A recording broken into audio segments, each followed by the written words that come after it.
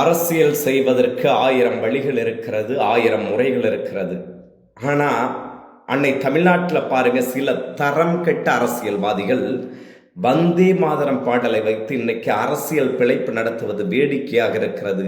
அதன் வாயிலாக தமிழக மக்களை மடைமாற்றம் செய்து கொண்டு தொடர்ந்து எத்தனையோ விஷயங்கள் இருக்கிறது அரசியல் செய்வதற்கு. அதை விடுத்து வந்தே மாதரம் பிரச்சனை, உங்களுக்கு வந்தே மாதரம் பாடுறதுல பிரச்சனை. இந்த வந்தே மாதரம் பாடல் பாடக்கூடாதுன்னு போராடுகின்ற, குரல் கொடுக்கின்ற சில தற்குறிகளுக்கு வந்தே மாதரம் பாடலை அனுதினமும் பாட வேண்டும் என்பதற்கு அதனுடைய வரலாற்று பின்னணி தான் இந்த வீடியோவில் நான் உங்களுக்கு சொல்ல இருக்கேன். அதாவது பார்த்தீங்கன்னா, எல்லாத்துக்கும் தெரிஞ்ச விஷயம்தான்.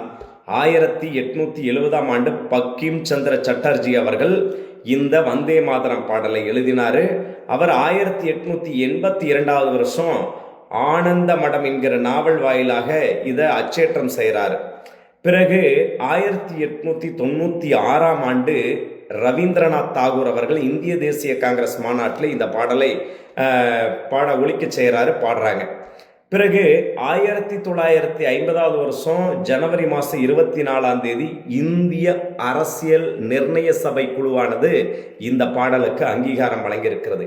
எப்படி தேசிய கீதம் ஜனகணமன அந்த இதற்கு அங்கீகாரம், அதே அளவு உள்ள அங்கீகாரம் இந்த வந்தே மாதரம் பாடலுக்கும் வழங்கப்பட்டிருக்கிறது. இப்படிப்பட்ட பாடலை பாடக்கூடாதுன்னு சொல்றதுக்கு நீங்க யாரு? இந்திய அரசியலமைப்பு வழங்க அனுமதியை மீறி இன்னைக்கு அரசியல் செய்றீங்கன்னா எப்படிப்பட்ட பச்சோதிகள், எப்படிப்பட்ட அரசியல் சுயநலவாதிகள்ங்கிறதுக்கு இதுவே சான்றாக இருக்கும். ஆனா இந்த வந்தே மாதரம் பாடல்ல அப்படி என்னதாங்க இருக்கு அப்படின்னு பல பேருக்கு தெரியும். 1-2 தெரியாம இருந்தாலும் கூட இந்த வீடியோவில் நம்ம இதை சொல்றதுக்காக தான் இந்த காணொலி.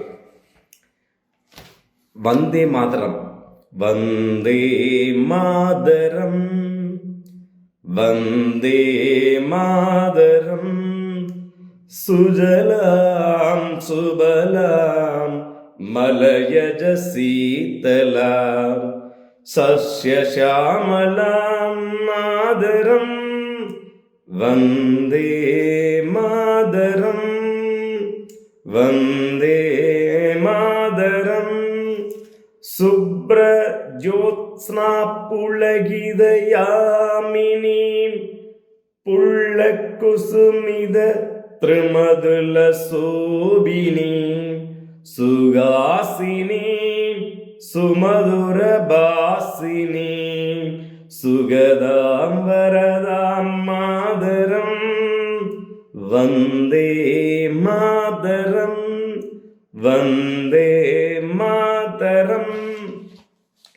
இந்த பாட்டுக்கு இதில் இருக்கக்கூடிய பொருளை நாம் உணர்ந்து கொண்டால் இந்த பாடல் எப்படிப்பட்ட தேசபக்தி பாடல் என்பது நமக்கு தெரியும்.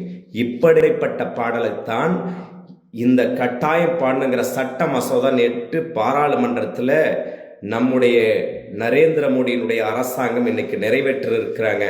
ஆகவே இந்த பாடலை மீண்டும் ஒரு முறை சட்ட அந்தஸ்து பெறுகின்ற வகையிலே இந்த சட்டத்தை நிறைவேற்றிய பாரத பிரதமர் நரேந்திர தாமோதர் தாஸ் அவர்களுக்கு இந்த காணொலி வாயிலாக நன்றியை தெரிவித்துக் கொள்வதோடு இந்த பாடலுக்கான தமிழ் பொருளையும் கூட இங்கே தமிழக மக்களினுடைய அந்த ஒரு தொலைநோக்கிற்காக, ஒரு புரிதலுக்காக இங்கே உங்களிடம் சொல்ல கடமைப்பட்டிருக்கிறேன். தாயே உன்னை வணங்குகிறேன். நீர்வளம் நிறைந்தவள், கனிம வளம் மிகுந்தவள், மழைக்காற்று போல குளிர்ச்சியானவள், பசுமையான பயிர்களால் செழித்தவள். இது அந்த முதல் பாராகிராஃபுக்கு இருக்கக்கூடிய பொருள். 2வது, நில ஒளியில் ஒளிரும் இரவுகளை கொண்டவள், இனிய புன்னகை உடையவள், இனிமையாக பேசும் மக்களை உடையவள், இன்பத்தை வழங்குபவள், நல்வரங்களை அருள்பவள், அன்னையே உன்னை வணங்குகிறேன். அதுக்கு அடுத்த பற்றி, கோடிக்கணக்கான மக்களின் முழக்கங்களால் ஒலிக்கும் தாயே, கோடிக்கணக்கான கரங்களால் வழியை தாங்குபவளே, நீ பலவீனமானவள் என்று எவர் கூற முடியும்? பேராற்றலை தாங்கும் தாயே, பகைவரை வென்று காக்கும் அன்னையே, உன்னை வணங்குகிறேன். தாயே, நீயே கல்வி, நீயே அறம், நீயே அறம், நீயே எங்கள் இதயம், எங்கள் உயிரின் சாரமும் நீ, எங்கள் உடலில் ஓடும் உயர் சக்தி நீயே, இதயத்தில் பக்தியும் நீயே. ஒவ்வொரு ஆலயத்திலும் நாங்கள் காண்பது உன் உருவமே. 10 ஆயுதங்களையும் தாங்கிய துர்க்கையாக நீ இருக்கின்றாய். தாமரையின் உறையும் லட்சுமியாக நீ இருக்கிறாய். கல்வியை அருளும் சரஸ்வதியாக நீ இருக்கிறாய்.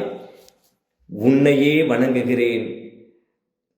தூய்மையானவளே, ஒப்பற்றவளே, நீர்வளவும் நிலவளவும் நிறைந்த தாயே, உன்னை வணங்குகிறேன். பசுமை நிறைந்தவளே, எளிமையும் அழகும் கொண்டவளே, இனிய புன்னகையால் அலங்கரிக்கப்பட்டவளே, உன்னை வணங்குகிறேன்.